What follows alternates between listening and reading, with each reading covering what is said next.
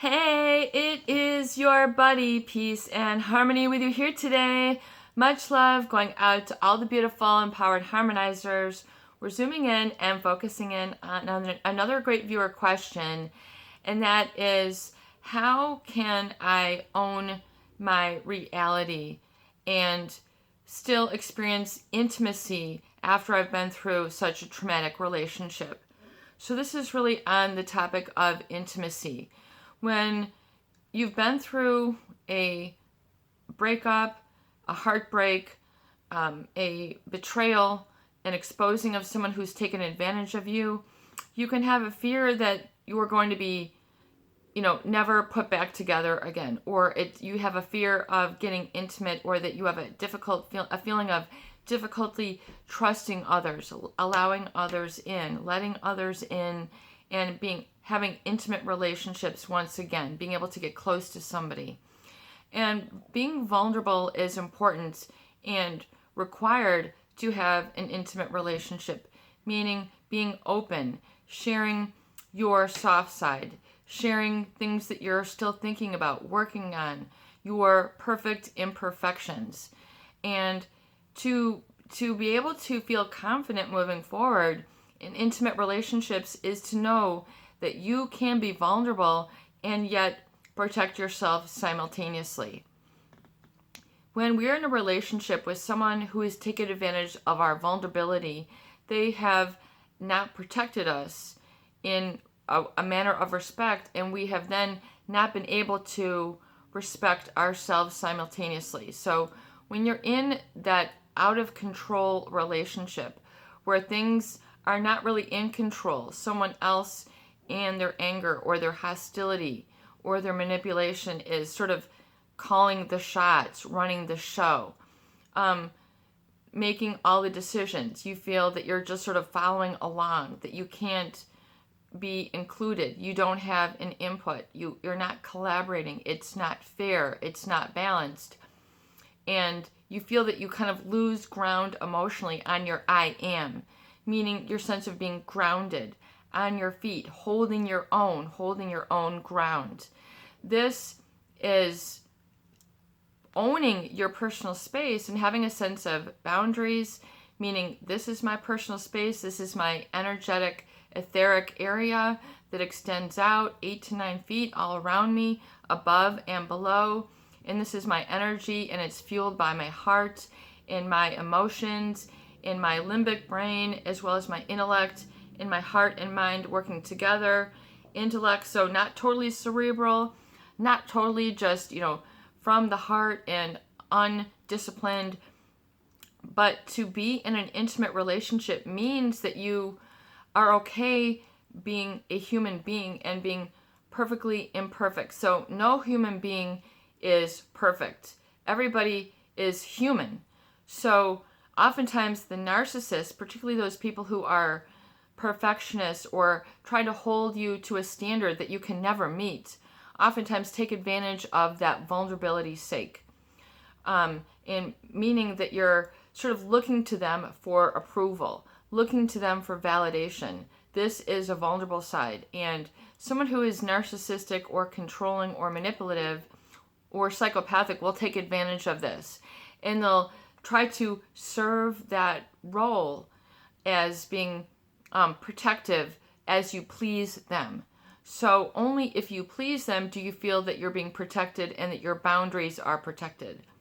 Yet these are betrayed when you find out that they've been lying, they're pathologically self-absorbed, they don't confide certain things that are important in the relationship, and you end up feeling sabotaged, gaslighted, and you have a difficulty feeling that you can trust in future relationships and have closeness, another romantic relationship.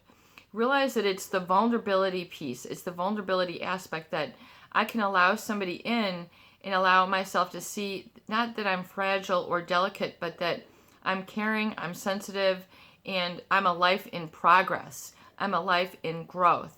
So in other words, it's not like you're a static, stuck human being. There are things, part of life is embracing change and embracing the concept that you want to grow and improve and thrive, and that it doesn't have to always be more, but that you can open and go deeper and deeper and closer. You can hold hands, you can lock arms, you can be shoulder to shoulder, belly to belly, toe to toe, head to head, heart to heart, and not feel that you're losing yourself to another person. So oftentimes it's that feeling of losing yourself to another person that is the downfall in a relationship with a narcissist or someone who's psychopathic or taken advantage of you. They've sort of taken you not only as their own, but for their own needs. So when it comes to having relationships, you really need to look at, how can I have and love other people as I love myself? And being able to have that and cultivate that within, and being able to open up to yourself, but knowing that you have boundaries, meaning that you can protect yourself and protect yourself from thwarts of either hostility or being criticized, being judged, not being valued, seeing these things come up, the looks, and not being thrown off, not being, so absorbative of another person's energy that you're not tapping into your own, or that you're not in alignment with your body, mind, and spirit, and then being able to enforce the boundaries of protection and what you want for yourself. So in other words, to say, no, I'm not going to tolerate that. I'm not giving that any more attention. I'm not being thrown off by that anymore. I'm sorry, but that is not my issue. That's not my problem. I can't do this. I'm not going to over obligate. I need to take care of myself. As I say, you need to fill up your cup before you fill up another's. It's hard to serve others with an empty cup. So be able to fill your own cup and be able to know that is important, that you can then open up to yourself when your cup is full. You can open up to others when your cup is full. So being able to look at yourself as being whole, complete, and having a full cup, and having that positive focus is what's going to help you to be able to be close and intimate with others and have the confidence with being able to flirt, joke, smile, and attract others who will not take advantage of you. So look at filling your own cup up and then owning that. That's what the recovery date is all about.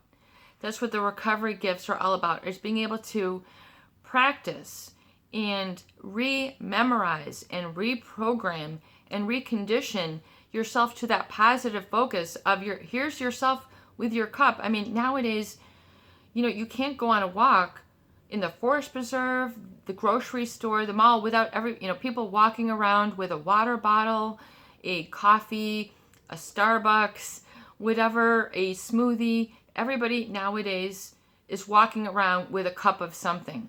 So to me, that's really reflective and indicative of how important it is for you to fill up your own cup and to live that truth, live that lifestyle, live on that self-value, live on that as a tenet or a principle for your decision making.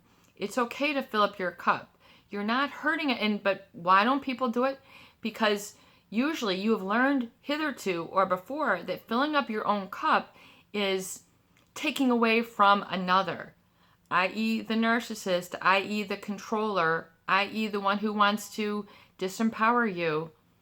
So look and do a scan of your past and do a body scan and to see where you had learned that taking care of yourself is taking away from another, or giving your opinion is causing you disruption from another, giving your feelings is to be in conflict with another, to give your needs is to be in direct conflict with another's needs. So especially if you've had an immediate family member where your needs, which are natural, normal, and need to be satisfied, are in a direct conflict with another's needs. In other words, a parent who needs to overwhelm or overpower or something of that nature. So you can see where your needs have been received in a manner of being in a combative environment. So that's why it's so difficult oftentimes to own it. So Now is your opportunity to change the tune, to change the sound, to change the vision, to change your action. And to fill up your own cup, know your needs, know your opinions, know your values, know your joy, know your happiness, know your responsibility and accountability to yourself, and enforce it. And once you can practice this, reprogram, recondition, rememorize, and rehearse, and feel this, do this, decide upon this, and then go there, go the distance on your recovery date to give yourself these experiences of value, then you'll be able to better enforce yourself and be able to open yourself up and be vulnerable and allow yourself to get close to and intimate with others without losing yourself or fear of that in the process. This is your buddy, Peace and Harmony, with you here today. I hope that these videos do help. Please do share, and please subscribe and donate for more great tools, videos, discussion, and support. Have a beautiful day.